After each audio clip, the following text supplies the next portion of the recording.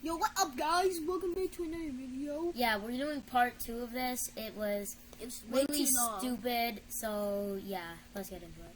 You're clearly a stalker. You get kicks out of watching other people making out or something? James said you're a loser, and he wasn't joking. Look at you. If I hadn't already been underground, I'd have asked the ground to swallow me up.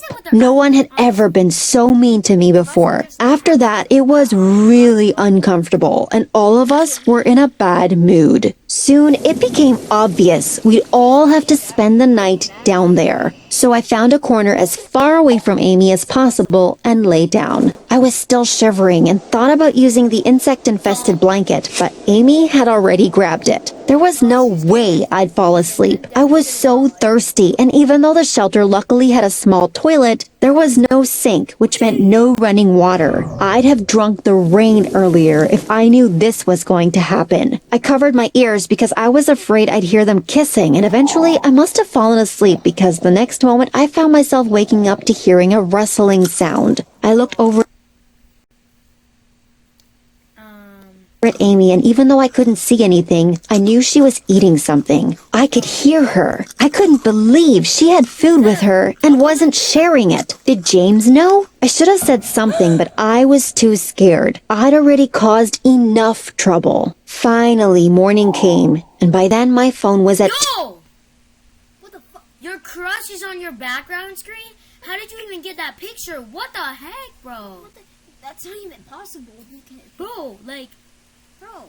Bro, this man cheated. 2%. Bro, this man cheated. Soon, I wouldn't even know what time it was. I was bursting for the toilet, so I went to use it, and of course, Amy shouted at me and said my peeing was too loud and had woken her up. Then I noticed there was a light switch outside the toilet. I clicked on it, not expecting it to work, and suddenly the whole shelter was flooded with light. Amy quickly pulled the blanket up and told me to look away. Oh my gosh, were they not wearing clothes? Then Amy just laughed and Hold on, what?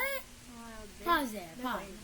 Okay, good. said everyone knows that body heat is the best way to survive in cold weather. Ew! Once they got dressed, I realized how pretty Amy was, and it really annoyed me. How could I have thought James would ever be interested in someone like me when he had Amy? I ran up the stairs and tried to push the lid again, but then I just sat there waiting for people to arrive at school. Then I'd scream my head off. Plus, I didn't want them to look at me. I felt so insecure about my running clothes, and I hadn't even shaved my legs. I didn't want James noticing. I could hear the school bell and feet walking over us, but no one heard me scream. How long would we be down here? James was complaining about being hungry, and Amy too, but I knew Amy had eaten something in the night. She was a liar. We started looking around the place to see if we could find anything. That one character from Dragon Ball,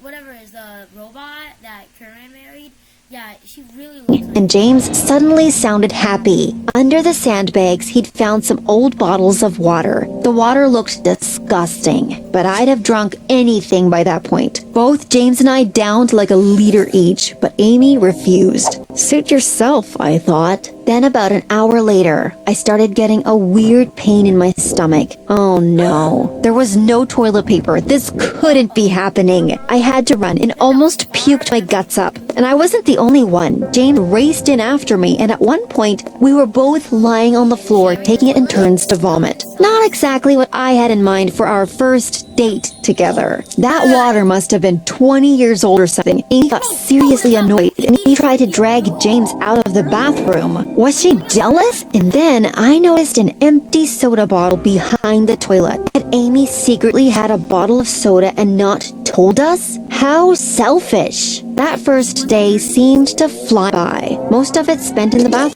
By the day, I'd almost lost my voice from screaming for help. Would we be stuck down there forever? And then nighttime came, and James and Amy got into a huge fight. Secretly, it made me happy to see them argue. James deserved better. He was super upset that he'd missed his football game, but Amy just kept saying he could go to college with her and then they'd never be apart. And James got really angry and said he didn't want to go to her college. Then the whole room went silent. It was tense. I didn't know what to do, so I just stayed quiet and pretended to be asleep. A while later, I heard someone saying my name. I opened my eyes and could see James. He said he could hear my teeth chattering and that I should come and share their blanket. But if Amy woke up and saw me, she'd go mental. I didn't care about her though. James was actually being kind of nice to me for the first time in my life. I couldn't lose my chance. So I climbed under the blanket next to him. Our legs were almost touching. And of course, that woke Amy up. And when she saw me, I thought she was going to explode. James wanted to keep the peace, so he snuggled into her and left me lying there all alone. But I couldn't stop thinking about the moment we just shared. And during the night, I decided to try and get closer